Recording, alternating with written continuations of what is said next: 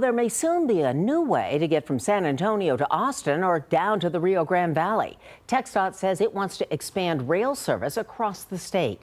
KENS 5 reporter Troy Kless joins us live tonight outside the Amtrak station downtown. Troy? Well, Deborah, the TxDOT asked the Federal Railroad Administration for funding to support intercity rail expansion to those cities and more that you just mentioned. One group I spoke with explains how it could quickly help people move across the state. They say everything is bigger in Texas. One exception to that rule might be train travel. Suburban commuter or regional rail or even intercity passenger rail.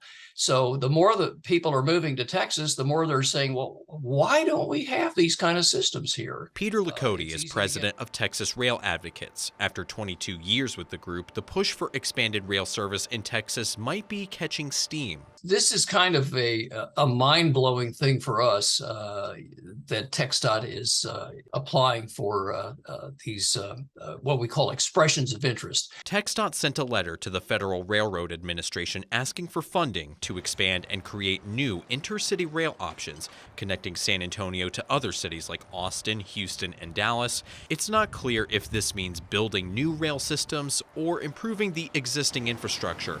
It's also unknown how much, if any, money the Federal Railroad Administration will give for these proposals. They're the ones that will decide, along with the U.S. Department of Transportation, who's going to get the funding. But Texas now at least is in the race. Lakody hopes it could slow down the races we see daily on the roads. We just can't keep pouring concrete and asphalt and widening highways and, as I understand, even trying to double deck them in the future. Is that a viable option, or do we need to look at different modes of transportation?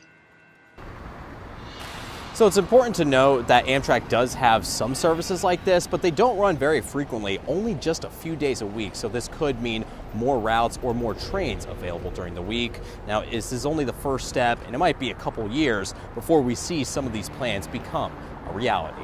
We're live in downtown Troy Kless, KENS 5.